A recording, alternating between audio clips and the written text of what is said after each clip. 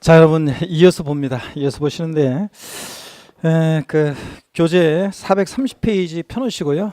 아까 설명드린 내용 다시 한번 여러분 볼게요. 취득세 과세 표준은 자 신고 납부하는 세금이니까 납세무자가 결정한다. 취득 가격이 과세 표준인데 납세무자가 결정하는데 일반적인 거래의 경우에 거래의 경우에 취득세 과세 표준이요.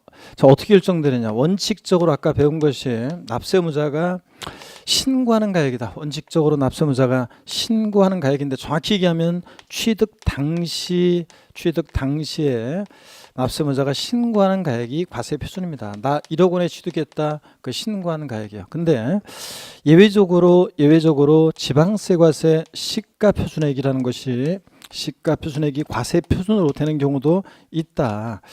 자, 어떤 경우에 그러냐? 그러면 납세무자가 무신고, 신고하지 않거나 그러면 그대로 끝나는 게 아니라 지자체장이 다시 세금 계산합니다.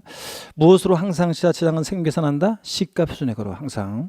그 다음에 신고했는데 신고서에 신고 가액의 표시가 없는 경우도 얼마에 주겠다고 하는지 신고가액 표시가 없는 경우도 무신고로 봅니다. 그 다음에 또 신고한 가액이 납세무자가 신고한 가액이 지방세 과세 이 시가 표준액보다 적게 신고됐다. 객관적 입증이 되지 않는 한은 자 이런 경우에 어떤 걸 과세 표준하느냐? 시가 표준액으로 지자청이 다시 과세 결정합니다. 얘가 불성실신고였다고 봤어요. 여기까지고 그 다음에 이제 특례가 있어요. 특례가 있어가지고요. 보세요. 시가 표준액보다 높은 가격이든 낮은 가격이든 그 사실상 취득한 가격을 과세 표준 금액으로 하는 경우도 있어요. 시가 표준액보다 낮더라도.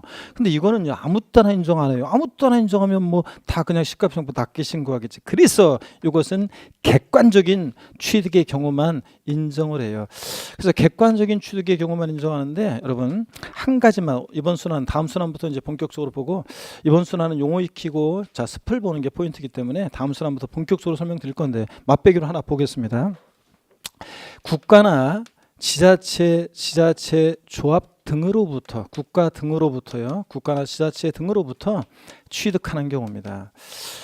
자 여러분 보세요. 시가 표준액 1억짜리를요.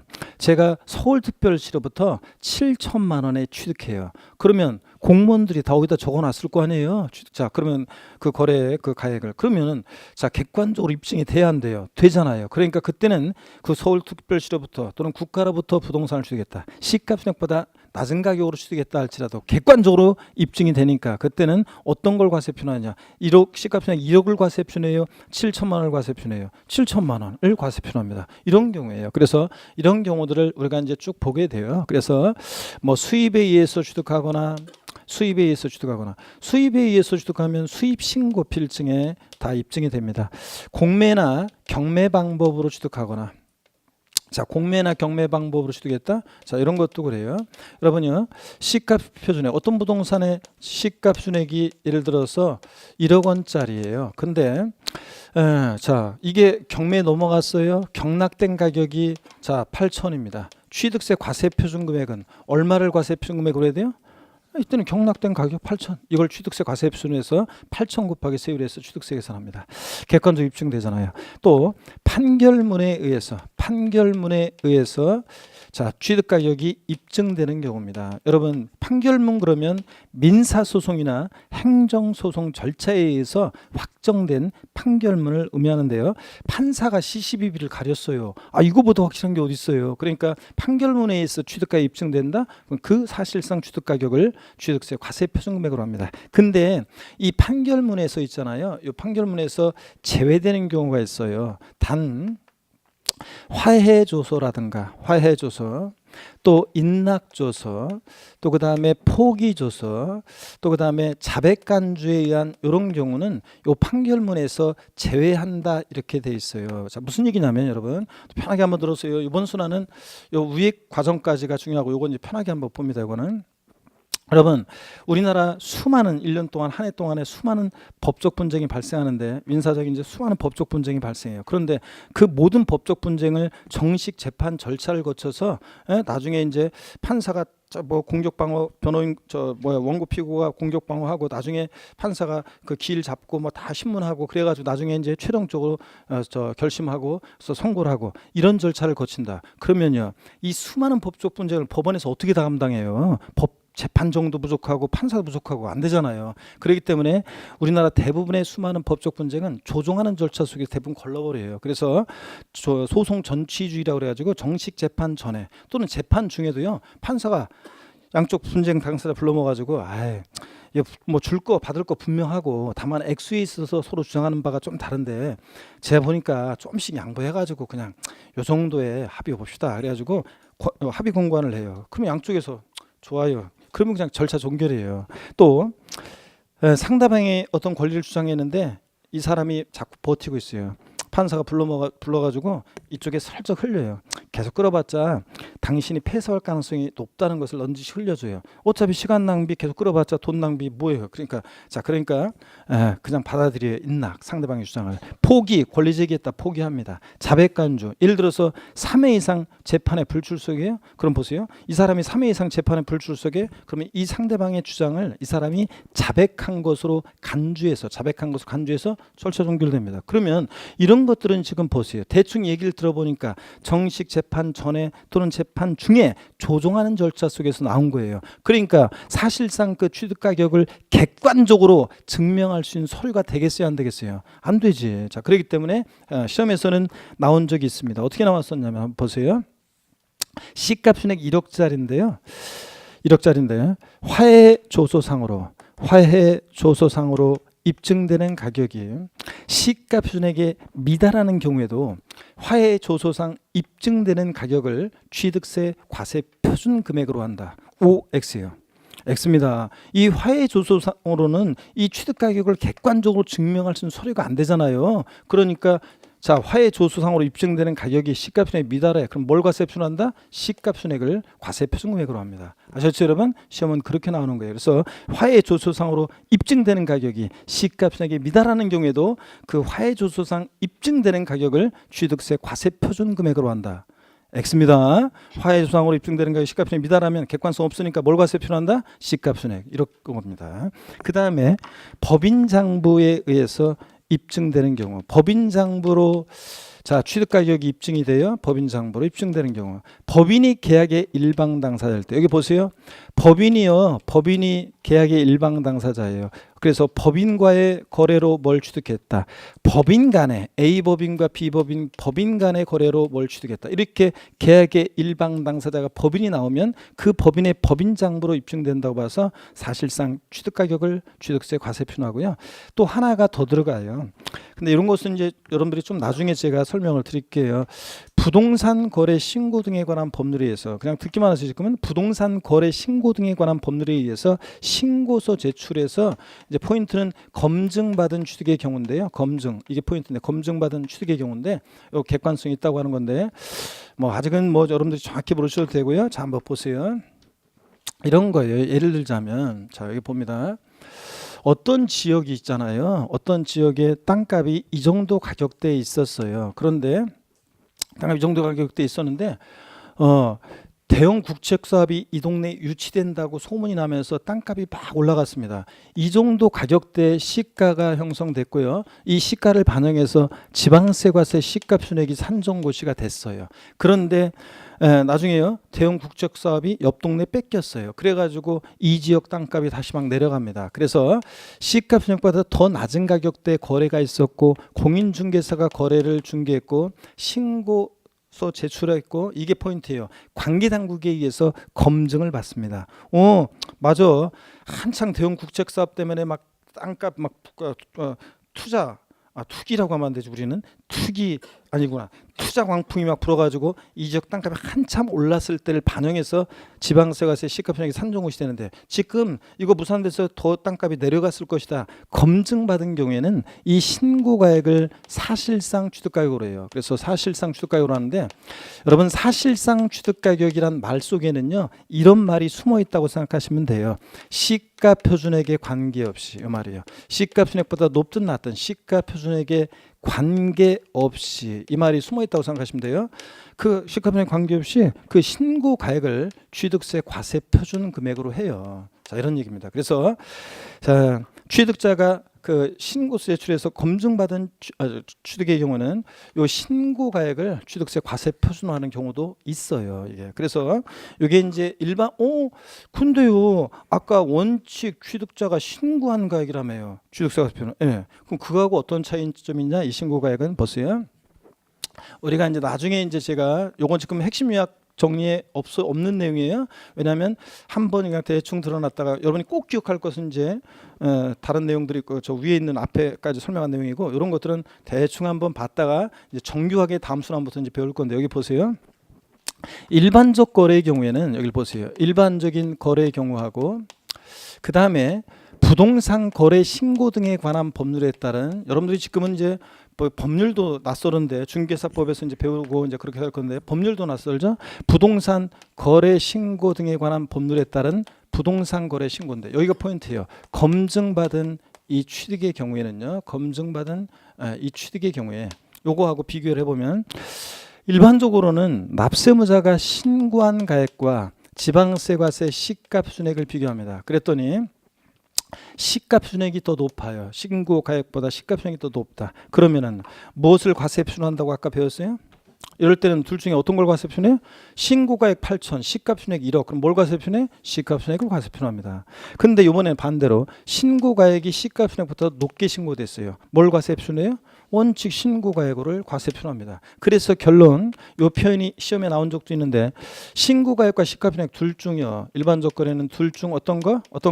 큰 금액을, 둘 중 큰 금액을 취득세 과세 표준 금액으로 해요. 근데 부동산 거래 신고 등에 관한 법률에 의한 검증받은 취득은요.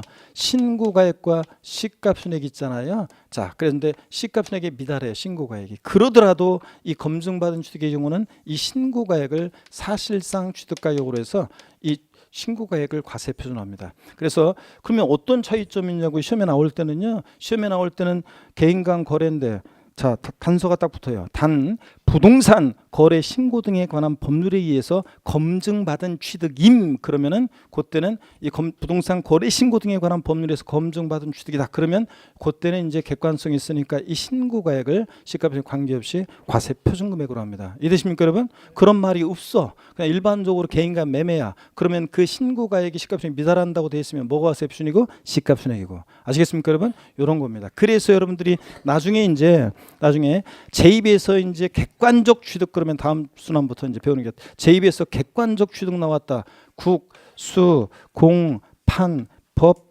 그다음에 잘 보세요. 국수, 공판법. 부 이러면서 이제 계속 배우게 됩니다. 오늘은 그냥 이런 시가편액 관계없이 언제나 국가 등으로부터 취득하거나 그런 경우 등에 있어서는 취득 가격을 객관적으로 증명할 수 있는 거래의 경우에는 사실상 취득 가격을 시가편액 관계없이 과세 표준으로 하는 경우도 있다. 이렇게만 아시면 돼요. 다시요. 오늘 취득세 과세 표준에서는 기초면 과정에서 이것만 기억하면 돼. 취득세 과세 표준은 신고 납부하는 세금이라 납세무자가 취득 가격 과세 표준을 결정하는데 원칙 취득 당시 신고하는 가액이 과세 표준이다. 근데 신고 없거나 신고한 가액이 시가편액보다 미달하게 신고되거나 이렇게 불성실 신고하면 지자체 당이 다시 세금 계산하는데 무엇으로 과표 결정된다? 시가표준액으로. 그 다음에 국가 등으로부터 취득하거나 그런 객관적인 취득에 일정한 경우에는 신고 가액 시가편액에 관계없이 그 사실상 시가편액 관계없이 사실상 취득 가격을 과세 표준 금액으로 하는 경우도 있다더라. 오늘은 이 정도만 아시면 되겠습니다. 됐죠, 여러분? 교재를 한번 보겠습니다. 배운 내용을. 430페이지 보니까 제5절 과세 표준이고 본문 그냥 한번 읽어볼게요. 제가 취득세 과세 표준은 취득세를 계산하기 위한 기초가 되는 과세 물건의 가액이다. 취득세는 납세무자가 신고 납부하는 조세이므로 납세무자가 취득 당시 신고한 가액으로 함이 원칙이며 예외적으로 시가표준액 또는 사실상 취득가액을 과세 표준으로 한다. 01 일반적인 과세 표준 원칙 취득 당시 신고 가액인데요. 본문 첫 번째 줄 밑줄입니다. 취득세 과세 표준은 취득 당시 가액으로 한다. 밑줄이요. 취득 당시 가액을 기준으로 합니다. 이때 취득 당시 가액은 취득자가 신고한 가액을 말한다. 밑줄이요. 그래서 합쳐서 취득세 과세 표준은 원칙적으로 취득 당시 뭐다? 신고하는 가액이다. 이렇게. 그 다음에 다만 이어지는 얘기는 지금 신경 쓰지 마세요. 431페이지 예외 시가 표준액이 되는 경우요. 신고 또는 신고 가액의 표시가 없거나 매출입니다. 신고 없거나 신고 가액의 표시가 없거나 또는 그 신고 가액이 시가 표준액보다 적을 때는 뭘 과세 표준한다. 불성실 신고했으니까 지자체장이 다세금 계산하는데 무엇으로? 시가 표준액으로요. 과표 결정됩니다. 참고의 시가 표준액이 뭔지 나와 있는데 참고적으로 읽어보세요. 자, 시가 표준액이라는 것은 지방세를 과세할 때 물건에 대한 기준이 되는 가격이다. 항상 지방자치단체 장은 무엇으로 세금 계산한다? 시가 표준액으로. 그럴 때 토지 시가 표준액은 뭐냐? 개별 공시지가. 주택은 개별 주택 가격이나 공동주택 가격을 시가 표준액으로 결정한다. 이 정도만 보시고요. 건축물에 대한 거 3번 참고적으로 읽어보는 겁니다. 이건 됐고 넘어가시고요. 양가로 3번 특례 봅니다. 사실상 취득가격 또는 연부금액. 이것도 뭔지 연부금액이 뭔지는 나중에 배워요. 다음의 취득이요. 가로 일단 지금 생략하고 다음의 취득. 그 아래로 두 줄 내려와서 에 대하여는 찾으셨습니까? 에 대하여는 시가 표준액에도 불구하고 사실상 취득가격 또는 연부금액을 과세 표준한다. 어떤 경우에 시가 표준액에 관계없이 사실상 취득가격을 과세 표준하느냐? 동그라미 1번 국가 지자체 조합으로부터 취득 국외 동그라미, 외국으로부터 수입에 의한 취득 수의 동그라미, 공매 경매 방법에 의한 취득 공의 동그라미, 경매는 안 되는 경매도 포함입니다. 공의 동그라미, 판결문 판의 동그라미, 법인장부 법의 동그라미, 취득가격 증명되는 취득.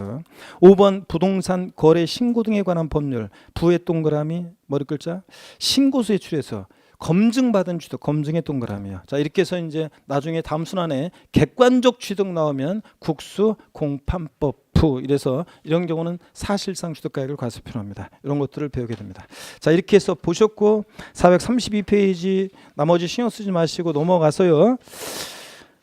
그 간주 취득 등에 대한 이 특수한 경우의 과세 표준은 나중에 우리가 배우게 될 거고요. 433페이지 제6절 세율입니다. 여러분요. 이제 지금까지 우리가 배우고 있는 것이 취득세 누가 과세 주체가 되고 어떤 성격의 조세고 취득세는 취득이 도대체 뭐고 취득의 개념과 유형을 배웠고요. 취득세는 어떤 것을 취득했을 때 부과되느냐 과세 대상 부동산 차량 뭐 등등이 있었다는 거. 그 다음에 우리가 이제 취득세 세금 계산 어떻게 할 것이냐, 과표 어떻게 결정되고 몇 프로 세율이 정되느냐는 건데 이 6절 세율 있잖아요. 취득세 세율은 시험에요 거의 매년 나왔어요. 거의 매년 나오고 있는데 한 문제는 그냥 거의 매년 나오고 어떨 땐 두 문제 나오고 취득세 세율이 관계돼서 그랬어요. 그런데 있잖아요. 29회 시험은 29회 시험은 세율이 안 나왔어요. 이게 자 세율이 안 나왔고 29회 시험은 전반적으로 다른 해에는 세율에 관한 게 다른 세금도 세율에 관한 것을 막 물어봐가지고 어떤 해에는 세율에 관련한 문제만 한 뭐 5문제 정도 나오기도 하고 막 그럴 때도 있고 그런데 그렇게도 나오는데 근데 올해는 세율을 직접적으로 묻는 문제가 안 나왔어요. 아 이거 진짜 오늘 이번에 그 29회 출제한 사람은 또 독특한 사람이 하여튼 또 출제 그래가지고 안 나왔어요 세율이. 근데 30회 시험은요. 30회 시험은 세율은 취득세 세율은 올해 29회 시험에 안 나왔기 때문에 오히려 더 30회 시험은 세율은 안 나오면 재산의 장을 진다 이런 말은 안 하지만 나올 가능성이 굉장히 높습니다. 그냥 나온다. 자 최소 한 문제는 그냥 나온다 이렇게 생각하시면 됩니다. 그러니까 중요한 중에요. 중요합니다. 취득세 세율이요. 자 이번 순환에서는 세율에 관한 자세한 내용은 다음에 하고요. 취득세 세율은 이제 다음 순환부터 이제 슬슬 알려드리는데 제가 역시 또 스토리텔링으로 취득세 세율을 기억할 수 있도록 도와드려요. 그래서 합격 후기 보면 제가 어제 밤에도 이렇게 합격 후기 보니까 합격 후기 올려주신 분들 보면 어떤 분은 주부 수강생인데 자기가 이제 저 세법은 제 강의는 그냥 이렇게 제가 앞뒤로 요약해 주잖아요. 그날 배운 거 핵심을 써머리해 주는데 그때 그거 부분만 또 따로 보니까 이렇게 띄어가지고 그거만 따로 띄어서 뭐 MP3로 해가지고 뭐 설거지하면서 뭐 저 차 운전하면서 뭐 하면서 그거 반복해서 들었다 막 그런 얘기도 하는 분도 있고 자 그 핵심 요약 그거만 또 띄어서 본 분들이 있어요. 그래가지고 뭐 보니까 원래 그거 불법인데 그걸 띄어가지고 있잖아요. 그것도 다른 사람들 선물하더라고 보니까 막 선물하고 막 보니까 막 그러거든데 어떻든 간에 막 그렇게 해서 뭐 그 요약만 계속 이렇게 돌려보는 사람도 있고 자 그러면 이제 짧은 시간에 이제 그 전체 내용이 쫙쫙 정리가 되잖아요. 그러니까 그래서 뭐 그렇게 하는 분도 있고 어떤 간에 또 제가 세율 암기 뭐 이런 것도 알려드린 거 있잖아요. 아직도 까먹지 않고 다 기억하고 있다 막 이렇게 얘기하는 분도 계시는데 어떤 간에 스토리텔링으로 다 다음 순환에 기억할 수 있도록 알려드려요. 다만 그래도 여러분 주변에서요 누가요? 야, 내가 요번에 5억 8천 주고 주택 아파트 하나 사는데 취득세 얼마나 나올까? 그랬는데 아직 안 배웠는데 아니면 나 모르겠는데 이러면 그렇잖아요. 누가 또 공중에서 공부한다고. 그럴 때 대답을 해줘야지 얼마라고. 그래서 그런 정도만 오늘 알려드리고요. 용어를 익히고 오늘 세율에 대한 취득세 세율에 대한 전체적인 습해 모습이 어떤지 한번 살짝 보고 가고요. 다음부터 이제 우리가 나중에 이제 본격적으로 세율 암기 알려드릴 기회가 있어요. 세율을 처음부터 안 하는 이유는요. 안 하는 이유는 수험생분들이 세율은 그냥 외우면 되거든요. 그런데도 어려워, 숫자가 저는 약해서요 어려워요, 숫자만 나오면 나중에 머리가 아파요, 막 이런 분들이 계셔요. 그래가지고 저 역효과만 나기 때문에 그거 일단 어차피 다 이제 나중에 기억할 수 있도록 도와드립니다. 여러분 여기 보세요.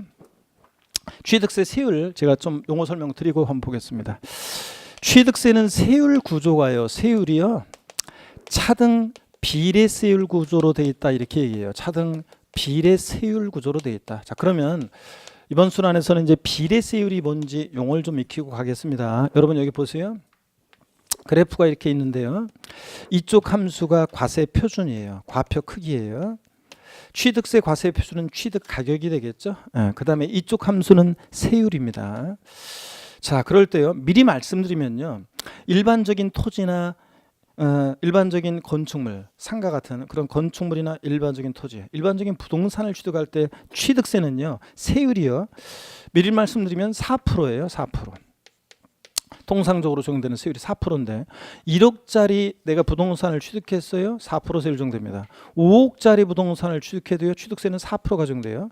10억짜리 부동산을 취득했어도 취득세 세율은 4%가 적용돼요. 그러니까 취득세는 과표 크기와 상관없이 세율이 일정해요. 그래서 과세 표준과 세율의 함수 관계가 비례 관계에 있다 그래서 이럴 때 세율을 우리가 뭐라고 하냐면 비례세율 이렇게 얘기합니다. 자, 그래서 과표 크기 상관없이 그냥 얼마짜리를 취득하든 세율은 똑같아요. 자, 이래서 비례세율입니다. 주로 비례세율은 취득세나 등록면허세 같은 애들이 취득세나 등록면허세 같은 애들이 취득세 등록면허세 이런 애들이 주로 비례세율 구조로 되어 있습니다. 비례세율 구조로.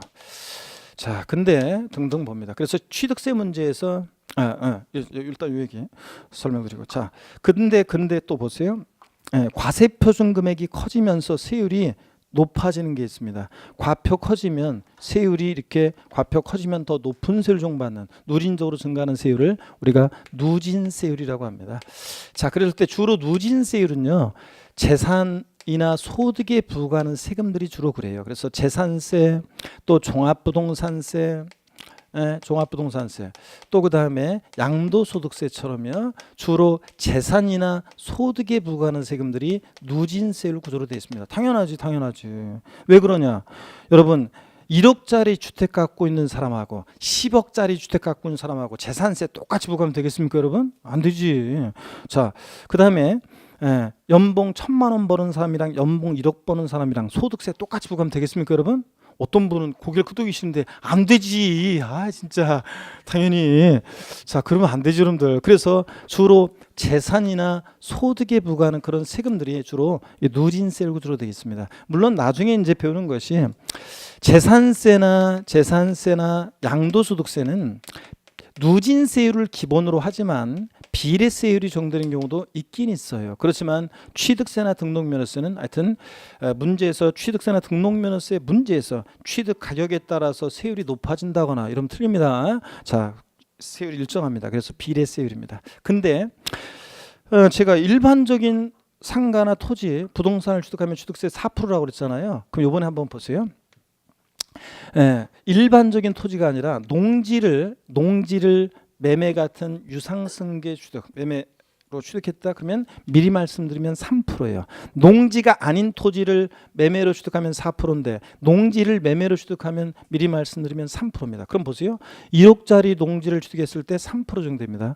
5억짜리 농지를 취득했을 때 3%입니다. 10억짜리 농지를 취득해도 3%예요. 그러니까 과표 크기와 상관없이 세율이 일정하네요. 그래서 비례세율입니다. 근데 여러분 보세요. 취득세는 자, 비례세율인데 차등 비례세율이라고 그랬잖아요. 무엇과 뭘 차등하느냐? 취득 원인이라든가 유상승계 취득이냐 무상승계 취득이냐, 원시 취득이냐, 취득 원인이나 납세 의무자, 비영리 사업자가 취득했느냐 일반인이 취득했느냐, 과세 대상 농지를 취득했느냐 농지 아닌 걸 취득했느냐 등 이렇게 취득 원인 등에 따라 차등해서 비례세율 정도입니다. 여기 보세요.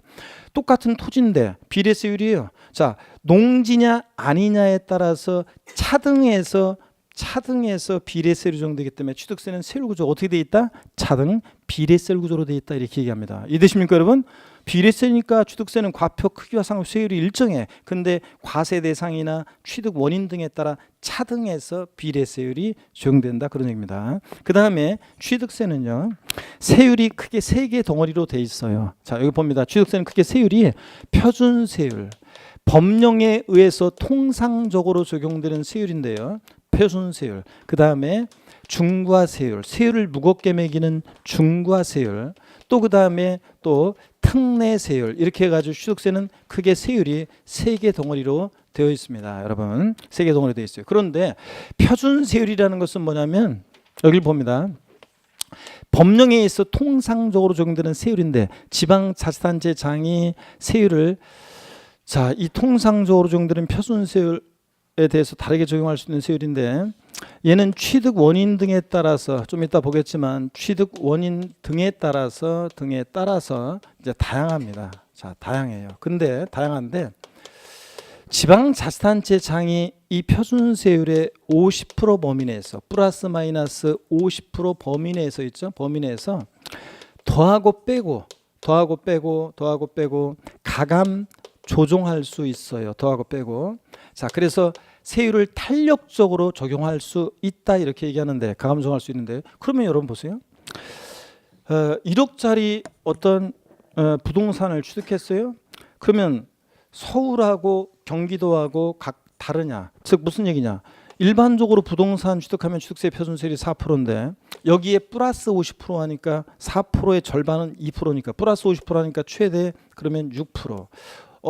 마이너스 50% 하면 최저 그러면 2% 이렇게 범위 내에서 가감 조정할 수 있다고 지금 돼 있잖아요. 그러면 똑같은 부동산 취득했는데, 자, 서울은 뭐 예를 들어서 2%, 그 다음에 뭐 강원도는 뭐 6%, 뭐 제주도는 4% 이런 식으로 각 시도마다 그러면 다르냐? 그렇지는 않습니다. 조세 정책 목적상 실제적으로 취득세는 탄력세율을 정하지는 않고 있어요. 모든 시도가 똑같습니다. 자, 근데 우리는 공부하는 수험생이잖아요. 법령에 자 50% 범위 내에서 가감 조정할 수 있다고 되어 있으니까 가감 조정할 수 있다 이렇게 알아두시면 되겠습니다, 여러분. 실제적으로 탄력세율을 정하지는 않고 있지만, 그럼 교재를 한번 보겠습니다, 여러분. 자, 세율, 자 433페이지 제6절 세율입니다. 본 문제가 읽어볼게요. 취득세는 과세 대상 물건의 성격, 종류 및 취득 방법에 따라 표준세율이 적용되는 경우와 중과세율, 무겁게 세율 적용되는 중과세율이 적용되는 경우로 나누어지며, 여기 밑줄입니다. 세율 구조는 차등 비례세율이 적용된다 밑줄입니다. 자, 이제 말을 이해하셔야 되는데, 과표 크기와 상관없이 세율이 일정하다. 차등한다는 것은 취득 원인이나 과세 대상 등에 따라 차등해서 비례세율이 적용된다. 01 표준세율 개요입니다. 지방자치단체장은 조례로 정한 바에 따라서 취득세 세율을 표준세율의 몇 프로 범위 내에서 100분의 50 범위에서 이제 50% 범위 내에서 가감할 수 있다. 오른쪽 사이드 보니까요, 동그라미 2번 밑줄입니다. 같은 취득물건에 대해서 보조단 같은 취득물건에 대해서 둘 이상 세율에 해당할 때는 그중 높은 세율을 적용한다. 밑줄이고 포인트가 시험에서 나온다. 이걸 바꾼다. 출제자가 뭘 바꾸겠습니까? 높은 세율 적용한다. 이걸 뭐로 바꾸겠어요? 낮은 세율 적용한다. 이렇게 바꾸겠지, 여러분. 자, 그래서 시험에 그렇게 바꿔서 2번 나온 적이 있습니다. 자, 동일한 취득물건이 2개 이상의 세율에 해당할 때는 그중 낮은 세율 적용한다. 이렇게 바꿔서 나온 적이 있는데, 아니고 보다 높은 세율 적용합니다. 동일한 대상 물건이 표준세율도 적용되고 중과세율도 적용된다. 뭘 적용해? 중과세율, 높은 세율 적용합니다. 아셨죠? 이거. 그 다음에 양가로 2번 부동산 취득의 세율입니다. 부동산에 대한 취득세는 과세 표준의 다음에 해당하는 표준세율을 적용해서 계산한 금액을 그 세액으로 한다.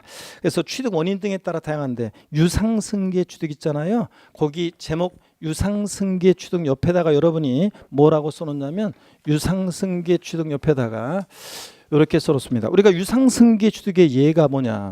매매, 대표적이잖아요. 거래 대금축을 취득하는 매매. 그 다음에 교환, 그 다음에 공매, 경매요. 여기다 이렇게 써놓습니다. 그래서 시험에서는 농지 이외의 토지를 유상승계에 취득하는 경우 표준세율은 이렇게 물어보기도 하고, 농지를 교환에 의하여 취득한 경우 취득세 표준세율은 이렇게 물어보기도 합니다. 하여튼 매매, 교환, 공매, 경매 나오면 이거 뭐라고요? 유상승계 취득. 그때 취득세 표준세율 어떻게 되느냐 보겠습니다. 먼저 농지를 매매, 교환 등으로 유상승계 취득했다. 1천분의 30 돼 있는데요.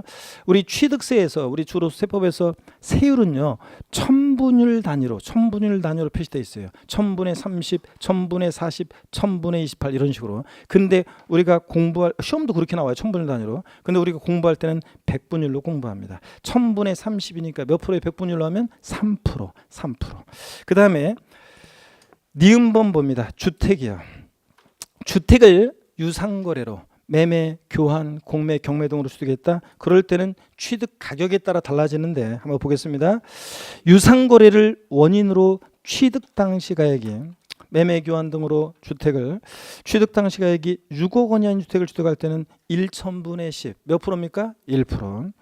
6억 원 초과 9억 원이 아닌 주택을 취득할 때는 몇 프로입니까? 1천분의 20이니까 2%. 9억 초과 주택은 몇 프로요? 3%. 1천분의 3% 세율을 정합니다. 쫙 밑줄이고 절포입니다. 그래서 우리가 이걸 아셔야 되는데, 주택은요, 일반적인 토지나 상가 등과 달리 주택은요, 유상거래로 주택을 취득했다. 주택 거래 활성화를 위해서 낮은 세율을 정해요. 일반적인 부동산 취득보다 더 낮은 세율을 정하는데, 그럴 때 주택은 취득 가격에 따라 달라집니다. 취득하는 가격이 6억 원 이하다. 딱 6억 원까지는 몇 프로? 1%. 6억 원 초과 9억 원 이하, 딱 9억까지는 몇 프로? 2%. 9억 초과 몇 프로? 3% 세율이 적용됩니다. 자, 이건 상식처럼 외우고 있어야죠, 여러분들. 누가 물어볼 수도 있고, 또 주변에서 흔히 주택을 매매하는 게 일반적이니까. 자, 또 그다음에 시험에서도 상식처럼 알고 있어야 됩니다. 디귿번, 농지나 주택 외의 것을 유상승계 취득에 따르면 1천분의 40. 몇 프로입니까? 4%입니다. 흔히 우리가 취득세 표준세율 몇 프로냐? 4%라고 얘기해 주시면 돼요. 자, 그래서 농지는 3%, 농지 이외, 자, 주택 이외 부동산을 유상승계 취득했다. 그럼 몇 프로? 4%. 주택을 유상거래로 매매, 교환 등으로 취득하면 다시요, 취득가격이 6억 원 이하는 몇 프로? 1%. 6억 원 초과 9억 원 이하는 몇 프로? 2%. 9억 초과 주택은 몇 프로? 3% 세율이 적용된다. 이 정도 하시면 되고 넘어갑니다. 자, 그리고 433페이지 보시니까, 433페이지 보니까 동그라미 2번 상속으로 우리가 농지를 취득했을 때 세율이 나옵니다. 2.3%. 농지 외의 것을, 줄은 긋지 마세요. 이거 여기부터 이제 농지 이외의 것은 2.8% 이런 식으로. 동그라미 3번 상속 외 무상 취득, 증여나 기부 등으로 취득했다. 자, 그럼 일반적으로 3.5%고 비영리 사업자가 제사단체, 종교단체 등 비영리 사업자가 취득하면 2.8% 이런 식으로 쭉 나와 있어요. 동그라미 4번 원시 취득은 2.8%. 건축물 신축하거나 매립간척으로 토지를 취득하거나 그럼 몇 프로? 2.8%. 5번 공유물 분할하거나 6번 합의물 청유물 분할로 인한 취득은 2.3% 이런 식으로 적용됩니다. 그래서 나중에는 이 표준세율을 취득 원인 등에 따라 과세 대상, 납세무자 등에 따라 정확히 외우고 계셔야 되는데 제가 외울 수 있도록 도와드려요. 그래서 다음에 스토리텔링으로 상삼팔, 무독립 815, U1210, 원팔, 영삼시계 끝. 자, 그러면 요것만 외우면 이제 다양하게 어떻게 문제 나오더라도 이제 다 그냥 문제 다 적용해서 풉니다. 상삼. 나중에 이걸 갖다가 이제 암기 방법을 제가 이제 스토리텔링으로 알려드리는데 안 외우신 분들이 계세요. 이걸 외우라고 스토리텔링 제가 외우라는 방법으로 외우면 되는데 또 어떤 분은 자기 나름대로 연구해 갖고 와가지고 교수님 이렇게 외우면 더 좋은데요? 이러면서 막 외우고 그러죠. 아유, 그럴 것 같으면 혼자 공부하지 강의를 왜 들어요, 여러분들. 여러분들이 암기 방법 만들 시간에 제가 다 수없이 강의하면서 해가지고 여러분께 알려드린 건데 그걸 그냥 그대로 받아들여서 써먹어야 되는데 또 안 하셔요. 안 하시고 이렇게 계시다가 나중에 사진으로라도 찍어가서 스마트폰으로 놓고서 이렇게 좀 보시라고, 틈틈이 기회 될 때 이렇게 외우시라고, 집에 돌아가면서 외우고 이렇게 리마인드 하실 때 하라고 해도 안 해요. 그랬다가 나중에 문제풀이 같은 거 할 때 있죠. 문제 막상 풀 때 제가 상삼 맞죠? 상삼 8 맞죠? 원 8 맞죠? 이렇게 하면서 넘어가거든요. 문제 풀 때. 그때는 이제 다 설명했으니까 그렇게 하고 문제 원팔 맞죠? 상삼팔 맞죠? 상삼 맞죠? 이렇게 하면서 넘어가거든요. 그럴 때 이제 답답하니까 이제 막 그렇게 문제 풀고 지나가니까 답답하니까 그때 와가 저한테 교수님 그 아까 수업 시간 한 거 좀 적어주세요. 이런 분들이 계세요. 암기 방법 적어달래요. 안 적어드립니다. 나중에 제가 계속 몇 번인지 적어드리면서 경고를 해요. 안 적어준다고 이거 하셔야 돼요. 그랬다가 나중에 진짜 찾아오면 여러분 저는 안 적어줍니다. 그래서 저는 안 적어줘요. 그래서 안 적어주고 그냥 저 인강 보시거나 아니면 옆에 동료분 적은 거 그거 보세요. 이렇게 얘기하지 보고 적으라 그러지 안 알려드립니다. 근데 분명히 얘기했어요, 여러분들. 그래서 뭐 등등 하여튼 그렇습니다. 안 하시는 분들이 계세요. 그렇게 하는데도 왜 안 하시냐고. 자, 그리고서 합격을 바란다는 것은 아유 여러분들 이번에 합격하신 분들 그냥 대충 그냥 이렇게 듣고 이렇게 되신 분들이 아니에요, 여러분들. 우리가 예전에는 공인중개사 간판을 보면 에이 뭐 공인중개사 뭐 개나 고동이나 다 합격하는 걸 뭐 하면서 사람들이 지나다니다가 이제 막상 공부해 보시면 알겠지만 이게 그냥 딴 분들이 아니에요. 그분들이 다 열심히 노력해서 그분들이 얻은 결과물들입니다. 자, 그리고 또 합격하려면 집안이 편안해지잖아요. 무슨 일 생겨보세요. 공부를 어떻게 해요? 또 본인이 아파보세요. 공부를 어떻게 해요? 그러니까 합격한 분들은 자 본인이 그런 것들을 무탈하거나 아니면 어떤 역경을 뚫고 합격하신 분들입니다. 그래서 우리가 박수를 보내줘야 되는 분들이에요. 자, 그 다음에 그래서 요거 나중에 이제 외울 수 있도록 도와드립니다. 오늘은 여러분 취득세 세율은 하여튼 세율은 차등비례세율 구조로 되어 있고 표준세율, 중과세율, 특례세율에서 지자체장이 통상적으로 적용되는 세율, 이 표준세율에다가 지자체장이 몇 프로 범위 내에서 50% 범위에서 가감정할 수 있다. 같은 취득 물건이 2개 이상의 세율에 해당할 때 그중 어떤 거? 높은 세율을 적용한다. 그 다음에 취득세는 취득 원인 등에 따라 표준세율이 다양한데 자, 우리가 요것만 알면 된다고 그랬어요. 유상승계 취득, 매매, 교환, 공매, 경매로 자, 농지를 취득했을 때는 몇 프로? 3%. 농지, 주택, 이해부동산을 매매, 교환 등으로 취득하면 몇 프로 표준세율? 4%. 주택을 유상거래로 매매, 교환 등으로 취득했습니다. 취득 가격이 딱 6억 원입니다. 그럼 몇 프로? 1%. 6억 원이야. 6억까지는. 6억 초과 9억 원이야. 딱 9억이다. 몇 프로? 2%. 9억 초과 누택은 몇 프로? 3% 세율 정도된다. 오늘은 그 정도만 아시면 됩니다. 435페이지 중과세율이라는 걸 봅니다. 취득세는 세율을 무겁게 매기는 중과세율이요. 한번 본문을 잠깐 볼게요, 여러분들.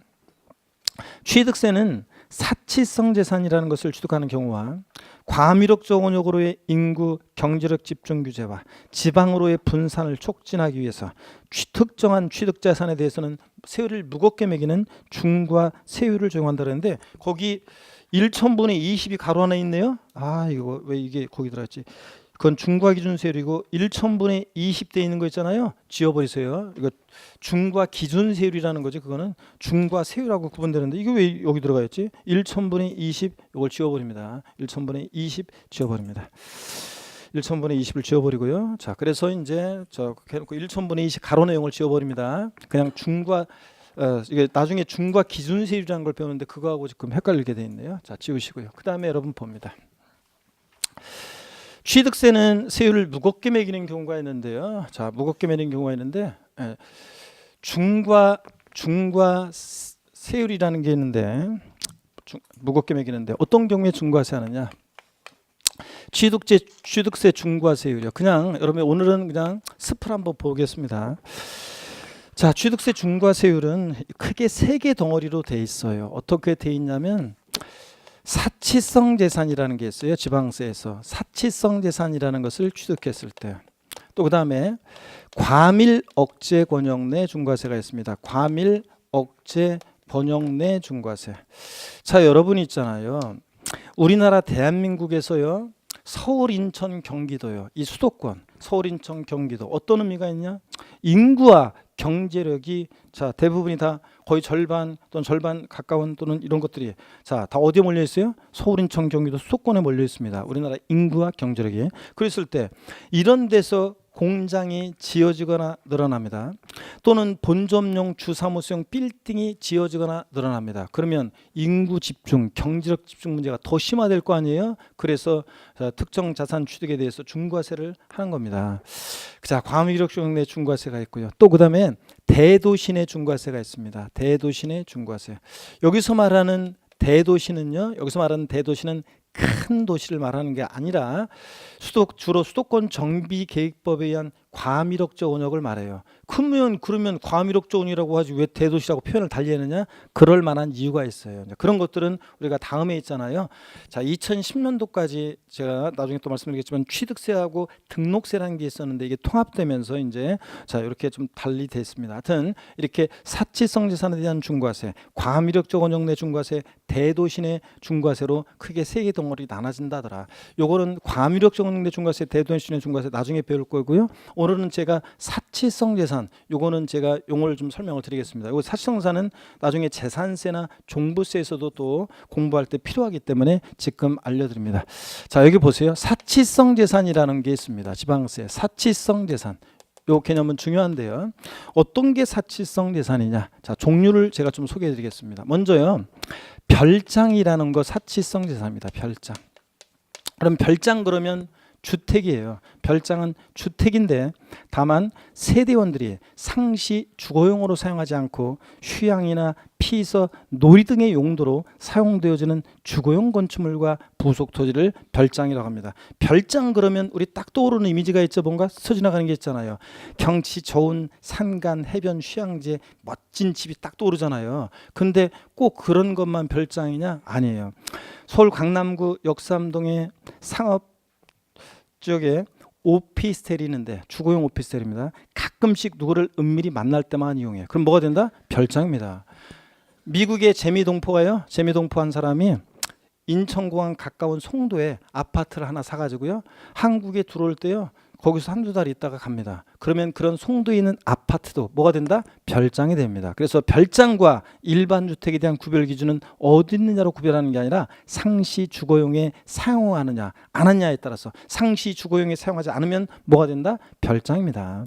그 다음에 고급 오락장이 사치성산인데요. 고급 오락장. 고급 오락장이 어떤 건지는 나중에 기본서 나오면 쫙 자세히 그 요건들이 나와 있습니다. 근데 그 자세한 요건, 고급 오락장의 종류, 자세한 요건 이런 거 우리 시험에는 뭐 크게 의미가 없고요. 나중에 실무에 나가셔서 상가하시는 분들은 좀 더 상가에 관해서 자세히 알려면, 전문적으로 알려면 고급 오락장이 어떤 건지 그 요건을 좀 알 필요가 있습니다. 근데 시험에서는 자세한 건 필요 없습니다. 대충만 짐작하면 돼요. 이런 거예요.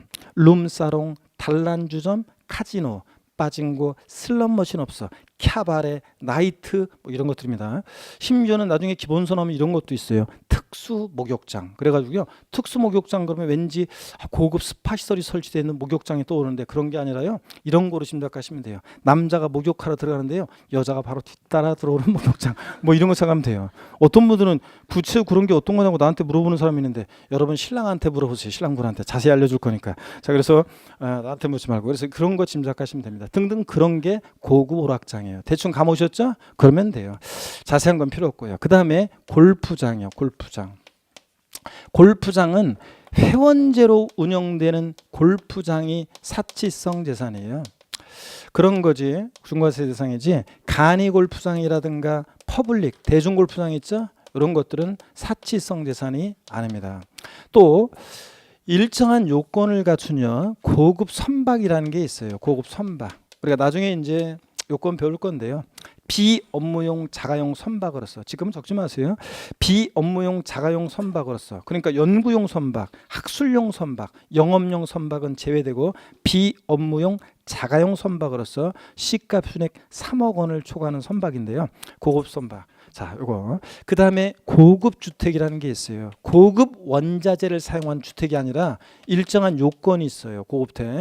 일정한 요건에 해당되는 자, 주택 고급 주택이면 사치성 재산으로서 이제 중과세를 하게 되는데 중요한 것은요. 고급택은 그 요건보다도 그 요건은 옛날 시험에 한번 나온 적 있고 고급택 요건은 중요하잖아요. 근데 고급택 요건보다 더 중요한 것은 뭐냐면 이 고급택은 취득할 때 있잖아요. 취득할 때 취득세만 중과세 예요. 취득세만 중과세. 그래서 고급택이라는 것은 요건 갖췄을 때 취득세에서만 취득할 때만 이것을 중과세 하는 거고 다른 세금, 재산세라든가 다른 세금에서 고급 주택이라고 그래가지고 일반 주택과 달리 취급한다. 세율 높은 세율 정하거나 일반 주택보다 그러면 틀려요. 그런 질문은 무조건. 그래서 고급택은 어디서만 중과세한다? 취득세에서만 중과세한다. 네, 분명히 얘기했어요. 자, 그러면 여러분 보세요. 별장부터 있잖아요. 별장부터 고급 선박까지를 별장부터 이렇게 고급 선박까지를 별장부터 고급 선박까지를 사치성 재산으로 자 높은 세율이 적용되는 세금이 있는데 재산세가 그렇습니다. 재산세에서는 별장, 고불악장, 골프장, 고급 선박을 보유할 때 자 높은 세율이 적용됩니다. 또 별장부터 고급 주택까지를 사치성 재산으로 중과세는 세금이 있는데 어떤 게 그렇다? 자 어떤 게 그렇냐면 취득세가 그렇습니다. 여러분 취득세는 이렇게 별장부터 시작해서 고불악장, 골프장, 고급 선박, 고급 주택 5가지를 취득할 때 취득세는 중과세랍니다. 그러면 우리 지방세 주요 3개 세목 취득세, 등록면허세, 재산세 중에서 뭐 하나가 빠졌네. 등록면허세 있잖아요. 여러분 보세요. 등록면허세라는 등록면허세에서는요. 이런 사치성 재산에 대한 중과세 규정이 없어요. 그래서 나중에 여러분 등록면허세 문제에서 공부 많이 했을 때 등록면허세 문제에서 자 별장이나 고불악장 같은 거 등록할 때 표준세율의 몇 배로 중과세 한다더라 이런 말이 나오면 무조건 뭐다? 틀립니다. 자 그래서 등록면허세는 사치성 재산에 대한 중과세 규정이 없습니다. 자 그래서 취득세와 재산세에서 사치성 재산 자 높은 세율 적용되고 특히 고급주택이라는 것은 어디서만 취득세에서만 중과세한다. 이렇게 해서 알아둡니다. 어떤 교수님은 이걸 머리글자를 따가지고 뭐 별꼴 뭐 저기 이렇게 외우시기도 하는데 그럴 필요 없어요. 그냥 사실상산 요 5가지는 자주 보게 되면 당연히 알게 됩니다. 근데 시험에서는 당연히 여러분들이 알게 되는데 시험에서 근데 슬쩍 요 5가지에다가요 슬쩍 집어넣고 속이는 게 있어요. 슬쩍 집어넣고 속이는 게 있는데 한번 보실래요? 사치성 재산이 아닌데 살짝 헷갈리게 해가지고 속이는 게 있습니다. 사치성 재산은 아닌 거예요. 먼저 보세요 여러분들. 사치성 재산 아닌 거 시험에서 이렇게 바꿔요. 별장 고급 오락장, 별장 고불악장, 골프 연습장은 시설물, 레저시설 시설물인데 골프 연습장을 취득할 때 이제 표준세율보다 중과세한다고 속입니다. 또 그다음에 또 골프 회원권 같은 거 취득했을 때 중과세한다고 속입니다. 사실성산이라고. 아니 얘네들은 사실성산이 아닙니다. 또 그다음에 별장, 고불악장, 골프장, 고급 승용차를 취득했을 때 중과세한다고 속입니다. 아니에요. 고급 승용차는 사실성산. 그 다음에 고급 항공기 아닙니다. 고급 선박이지 고급 항공기는 사실성산이 아닙니다. 그래서 사실성산 5가지에다가 이렇게 아닌 것들 헷갈리게 하는 것들 이런 것들 아닌 거 구별해서 알아둡니다. 골프 연습장이나 골프 회원권은 사실성산이 아닙니다. 회원제로 운영되는 골프장이 사실성산입니다. 아시겠습니까 여러분? 이렇게 해서 이런 정도 봅니다. 교재 거기 보시면요 435페이지 그래서 표를 보니까 왼쪽 구분만 볼게요. 사치성 재산에 대해서요. 별장, 고불악장, 골프장, 고급 선박, 고급택 등 사치성 재산을 취득하는 경우 표에 보이시죠? 자, 어떤 세율로 중과세하느냐는 지금 눈길도 주지 마세요. 자, 왜 표준세율 플러스 중과기준세율에 뭐 몇 배 이렇게 돼 있고 그런데 요거는 지금 신경 쓸 거 없어요. 나중에 여러분들이 왜 이렇게 세율이 나왔는지를 다 알게 됩니다. 지금은 오늘은 취득세, 사치성 재산에 대해 어떤 경우에 중과세하느냐, 사치성 재산에 대해서 중과세하고 과미력적 원형 내 중과세하고 대도시 내 중과세를 한다더라. 자, 그리고 사실성산이 어떤 거냐 이런 것들 정도 아시면 되고요. 그 다음에 과미력적 원형 내 중과세는요 어떤 경우에 중과세하느냐 그냥 참고적으로 그냥 읽어보시고 지금은 지나가면 돼요. 전혀 신경 쓸 거 없어요. 그리고 436페이지 세율 특례 있잖아요. 세율 특례 이것도 여러분들이 다른 과목에서 세법적인 지식뿐만 아니라 세법의 공부가 좀 되고 다른 과목의 공부가 좀 됐을 때 제가 세율 특례는 설명드릴 거예요. 지금은 설명하지 않습니다. 중요하지만 설명하지 않고 넘어간다. 제 7절 납세 절차 있죠. 자, 요거는 납세 절차는 뭐 시험에 항상 세율 같은 그런 것처럼 납세 절차도 항상 출제 1순위예요. 이 세금은 어떻게 취득세는 언제까지 신고하고 그 의무를 불성시하면 어떤 제재를 받고 이런 것들은 항상 종합문제든 독립한 문제든 출제 1순위입니다. 항상 이런 것들은. 그래서 제7절 납세 절차는 당연히 별표시고요. 자, 배우게 됩니다. 근데 오늘 01번 납세지 있잖아요. 납세지. 세금 납부의 장소 관할에 관한 거. 요거 이제 어떤 거냐. 왜 근데 시간이 많이 됐는데 오늘 왜 이럼? 납세 절차 있잖아요. 납세지. 요거는 한꺼번에 물론 이제 뭐 설명을 드려야 되는데 자, 복습하고 마치게 다음 시간에 봐야 되겠네요. 이거. 자, 납세지. 자, 다음 주에 납세지는 한 번 배우잖아요. 그러면 요번에 29회 시험 때 등록면허서에서 납세지 문제 나왔는데 문제 보자마자 바로 그냥 아싸 주는 문제 바로 고를 수 있었던 그런 문제였습니다. 그래서 기초과정에서 납세지 한번 배우면 지방세, 국세 일별에서 제가 한번 알려드리면 그러면 이제 그거로 그냥 쭉이에요. 그냥 문제 바로 그냥 답 고를 수 있습니다. 그래서 등록면허서 29회 문제 그렇게 나왔습니다. 자, 절 보시고요. 수업 끝난 건 아니죠, 여러분들. 항상 복습하고 가야지, 여러분들. 오늘 배운 거를. 자, 고개를 드시고 절 봅니다. 우리 오늘 취득세요. 취득이 뭐냐? 취득의 개념과 유형을 배웠습니다. 취득이 뭐냐고 누군가 여러분에게 물어보신다면 한마디로 취득은 뭐다? 사실상 대답이 안 나오네. 다시 해. 취득이 뭐냐 물어보신다면 뭐라고 한다? 사실상 소유권 취득이다. 사실상 취득만 하면 돼요. 등기 등록을 이행하지 않았어도 사실상 취득만 하면 취득한 것으로 봅니다. 또 사실상 취득해야지 형식적인 취득은 취득이 아닙니다. 그 대표적인 예를 제가 뭘 들어드렸어요? 신탁법에 의한 신탁자산 취득이요. 위탁자에서 수탁자로 이전할 때 수탁자의 취득이요. 믿고 맡은 것뿐이잖아요. 신탁계약 종료면 돌려줘야 되니까 이 수탁자의 취득은 취득세 과세되지 않습니다. 신탁계약 종료로 수탁자에서 위탁자로 이전할 때 위탁자의 취득이요. 믿고 맡겼다 돌려받은 것뿐이니까 취득세 과세되지 않습니다. 위탁자의 취득은. 또 수탁자가 시원찮아요. 그래서 수탁자 경질로 인한 수탁자 즉 변경으로 인한 새로운 신수탁자의 취득은 과세해야 하네요. 안 합니다. 얘도 역시 믿고 맡았다가 신탁계약 종료면 돌려줘야 되니까 사실상 취득한 게 아니니까 취득세 과세되지 않습니다. 그 다음에 자 그래서 사실상 취득의 형식적 취득은 취득이 아니고 신탁법에 의한 신탁자산 취득은 과세되지 않습니다. 근데 사실상 또 소유권을 취득해야지 소유권 이해권리 취득은 과세되지 않습니다. 소유권 이해권리 그러면 뭐가 있어요? 부동산 임차권. 부동산 아직은 민법에 부동산 임차권, 지상권, 전세권, 지역권 같은 거 취득했을 때 취득세는 과세되지 않습니다. 또 아파트 당첨권, 분양권, 조합원 입주권 이런 것들 취득했을 때도 취득세는 과세되지 않습니다. 자, 그다음에 취득세요. 취득 유형을 보면 사실상 취득 유형과 사실상 취득은 아니지만 지방세법상 취득했다고 간주하는 간주 취득 유형으로 나눠집니다. 그죠? 그럴 때 사실상 취득은 원시 취득, 승계 취득, 승계 취득은 무상 취득과 유상 취득으로 나눠지는데 취득세는 사실상 취득만 하면 원시 취득했든 승계 취득했든 무상이든 유상이든 불문하고 취득세가 과세됩니다. 취득세 무상 취득, 상속 증여로 부동산 취득했어요. 취득세 과세돼야 한대요. 됩니다. 무상 취득도. 근데 취득세요. 원시 취득에 과세되지 않는 경우가 예외가 4가지가 있습니다. 취득세는 원시, 승계, 무상, 유상, 무상 불문하는데 원시 취득에 과세되지 않는 4가지 머리글 짧다서 우리 어떻게 외웠습니까, 여러분? 차 나와야지. 차, 기, 항, 선의 경우는 원시 취득, 차기항선은 원시 취득 과세한다 안 한다? 안 한다. 차량, 기계장비, 항공기, 주문에서 건조하는 선박은 원시 취득은 과세하지 않고 어떨 때만 승계 취득할 때만 과세한다. 이런 거.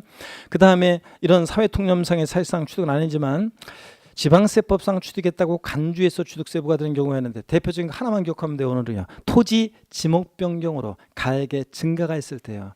1억이었는데 5억이 됐다. 밭에서 대로 지목 변경하면서 그때 어떤 것에 대해서 취득세가 부과되느냐? 증가한 가액. 4억 원에 대해서 취득세가 부과된다. 증가한 가액에 대해서 이런 거 등등이 있다더라. 그 다음에 취득세요. 납세무자는 누가 되느냐? 과세 대상. 취득세 대상은 오늘 열거된 거 눈으로 봤어요. 부동산, 그다음에 차량, 항공기, 그다음에 선박, 임목, 광어권, 어업권, 골프, 콘도, 종합수익시설, 승마, 요트형권 같은 이런 것들 취득했을 때 부과된다더라. 오늘 그 정도만 보시고 취득세 납세무자는 누가 되느냐? 원칙 취득세 납세무자는 등기등록을 이행한 공부상 취득자예요. 아니면 원칙은 사실상 취득자입니다. 누구예요? 원칙은 사실상 취득자다. 등기등록과 무관하게. 상속으로 취득한 자산에 대한 취득세 납세무자는 누가 납세무자가 된다? 상속인 각자. 대한민국이 만세 각자가 납세무자가 된다. 공동상속의 경우에 공동상속의 경우 공동상속인들은 취득세 납부에 대해서 연대 납세무가 있다 없다? 있다고 그랬습니다. 자, 주된 상속자 땡, 상속 지분이 가장 높은 자 땡, 주된 상속자 이런 거 아니라고 그랬습니다. 상속인 각자고, 또 건축물의 조작 설비, 부대 설비에 속하는 부분으로서 주체 구조와 일체가 돼서 효용 가치를 이루고 있는 것에 대해서는 자, 누가 납세무자가 되느냐? 주체 구조부 취득자 이외자가 가설한 경우에도 주체 구조부 취득자가 함께 취득한 것으로 본다. 그 말은 가설한 자예요, 주체 구조부 취득자예요? 주체 구조부 취득자, 건물주가 납세무자지. 가설한 자 X 이렇게 있고 그랬습니다. 자, 그 다음에 배우자 직계 존비속의 부동산을 취득합니다. 원칙 증여받아 취득한 것으로 봐요. 증여받아 취득한 것으로 추정해요. 원칙 유상으로 취득한 것으로 봐요. 유상으로 취득한 것으로 추정해요. 원칙 뭐다? 증여받아 취득한 것으로 봅니다. 대관계 인정할 수 없으니까 추정한다는 거 본다. 취득세에서 잘 듣고 있어요. 하여튼 잘하고. 그 다음 본다고 증여받아 취득한 걸 보는데, 다만 자, 대관계 있다는 것이 입증이 되는 일정한 경우에는 유상으로 배우자 직계 임속의 부동산을 취득했는데도 유상으로 취득한 것으로 보는 경우도 있다. 그래서 자, 공매나 경매를 통해서 취득하거나 파산 선고에서 처분되거나 아니면 등기 등록을 요하는 재산을 서로 배우자 직계 임속 간의 교환으로 취득하거나 등등 대관계 있다는 것이 입증이 되면 배우자 직계 존비속의 부동산을 취득할 때도 뭐로? 유상으로 취득한 것으로 본다. 이게 핵심입니다. 바꾸면 무상취득으로 본다고 바꾸는 거고. 그 다음에 자, 등등 있었습니다. 이 정도만. 취득세 우리가 취득 시기는 패스했고, 세금 계산 어떻게 할 것이냐? 과세 표준 곱하기 세율인데 과세 표준 어떻게 결정되느냐? 취득세 과세 표준은 취득 가격인데 누가 결정합니까? 원칙적으로 이것을 과세 주체가 결정해요, 납세무자가 결정해요? 납세무자가 결정한다. 원칙적으로 취득 당시 신고하는 가액이 과세 표준이다. 근데 납세무자가 신고하지 않거나 또는 신고하는 가액이 시가 편익보다 적게 신고됐다. 불성실 신고했네요. 누가? 과세 주체가. 무엇으로 과표 결정해? 시가 순액으로. 자, 무신고 또는 신고 가액의 표시가 없거나 신고 가액 시가 편익보다 미달하게 신고되거나 이런 경우는 지자체장이 무엇으로 과표 결정해? 시가 순액으로. 또 언제나 시가 순액보다 높든 낮든 그 사실상 취득 가액을 과세 표준 금액으로 하는 경우가 있는데, 객관적인 취득 아직은 오늘은 그냥 맛배기만 살짝 숲을 보여드린 거고 자세히 안 봤습니다. 오늘은 뭐 국수공판법 이런 거 몰라도 돼요. 하여튼 국가 등으로부터 지자체 등 국가 등으로부터 취득하는 사실상 국가 등으로부터 취득하는 이런 경우에는 시가 편익에 관계없이 뭐로 한다? 사실상 취득 가격을 과세표하는 경우도 있다더라. 이런 정도. 국가나 지자체 등으로부터 취득하면 시가 편익보다 낮더라도 사실상 취득 가격으로 객관으로 입증되니까 등등이 있다. 자, 곱하기 세율인데 세율. 취득세 세율은 누진세율 구조로 되어 있어요. 원칙 비례세율 구조로 되어 있어요. 취득세는 세율이 비례세율 구조로 되어 있습니다. 자, 차등 비례세율인데 취득 원인 등에 따라서 차등에서 비례세율이 정된다. 과표 크기와 상관없이 세율이. 그럴 때 재산이나 주로 소득에 부과하는 세금들이 누진세다. 재산세나 양도소득세 같은 애들이 주로 과표 커지면서 세율이 높아진 누진세율이고, 취득세하고 등록면허세는 비례세율이다. 취득세는 세율이 표준세율, 중과세율, 특례세율 세 개 덩어리로 되어 있는데 아직 중과세율과 특례세율은 아직 안 배웠고요. 중과세율 살짝 맛보기만 본 거고, 표준세율이요. 자, 지자체장이 표준세율의 몇 프로 범위 내에서 더하고 빼고 가감 조정할 수 있다? 50% 범위 내에서. 같은 취득 물건이 2개 이상의 세율을 당하면 그중 어떤 거 적용한다? 높은 세율 적용한다. 뭐 큰 것도 뭐 지금 큰 거 누가 얘기하신 분이 계신데 괜찮아요. 뭐 큰 것도 답은 고를 수 있을 거니까. 하여튼 큰 것도 낮은 것도. 우리가 주관식 시험이 아니잖아요. 그러니까 의미만 통하면 되는데. 하여튼 높은 세율 적용하고, 그 다음에 취득세 표준세율 몇몇 것은 외우고 가라고 그랬습니다. 왜냐면 창피하면 안 당하려면 누가 또 물어봤을 때, 자, 그 가족들이 또 물어볼 수도 있고. 그래서 자, 취득세 유상승계 취득이요. 매매, 교환, 공매, 경매 같은 유상승계 취득의 경우는 자, 취득세 세율이요. 농지를 매매, 교환, 공매, 경매로 취득했다. 몇 프로? 표준세율 3%. 농지, 주택, 이해 부동산을 매매, 교환 등으로 취득하면 몇 프로? 4%. 주택을 유상거래로 매매, 교환, 공매, 경매로 취득하면 영구인하세율 적용됩니다. 주택거래 활성화를 해서 취득가격 6억 원 이하는 몇 프로? 1%. 6억 원 초과 9억 원 이하, 9억까지는 2%. 9억 초과면 3% 표준세율 적용됩니다. 그 다음에 취득세 중과세하는 경우도 있다. 무겁게. 사치성 재산에 대한 중과세, 과미력적 원형 내 중과세, 대도시 내 중과세라는 게 있는데 아직은 자세히 안 배웠습니다. 그냥 습만 한번 봤습니다. 이런 경우에 중과세하는구나. 자, 사치성 재산은 우리가 배웠습니다. 어떤 게 사치성 재산이냐? 별장, 고급 오락장, 골프장, 고급 선박, 고급 주택입니다. 헷갈리게 하는 것들 골프 연습장이나 골프 회원권은 사치성산이 아닙니다. 고급 선박 이 사치성산이지 고급 항공기나 고급 승용차는 사치성산이 아닙니다. 자, 사치성산은 별장, 고급 오락장, 골프장, 고급 선박, 고급 주택이다. 자, 그럴 때 자, 가리고 고급 주택은 어디서만 중과세한다? 취득할 때 취득세에서만 중과세한다. 이게 이제 요건보다 더 중요하고요. 자, 이래서 이런 것들 등록면허세는 사치성 재산에 대한 중과세 규정이 있다 없다? 없다. 오늘 요 정도만 여러분이 기억하시면 되고요. 자, 437페이지 제7절 납세절차. 여기는 다음 주에 이제 취득세 납세절차 다 보고 등록면허세 넘어가서 취득세와 등록면허세를 비교하면서 이걸 이제 공부하도록 하겠습니다. 여러분 고생 많으셨고 하여튼 이제 겨울에 만추의 계절이 지나가고 이제 겨울로 접어드는데 하여튼 12월 달에 이제 뵙겠네요. 그렇잖아요. 이제 11월 달 오늘 끝났잖아요. 진짜 12월 달에 이제 아이고 얼마 안 남았네 한 해도. 하여튼 우리 다음 주에 씩씩한 모습으로 다시 뵙도록 하겠습니다. 고맙습니다. 수고하셨습니다, 여러분.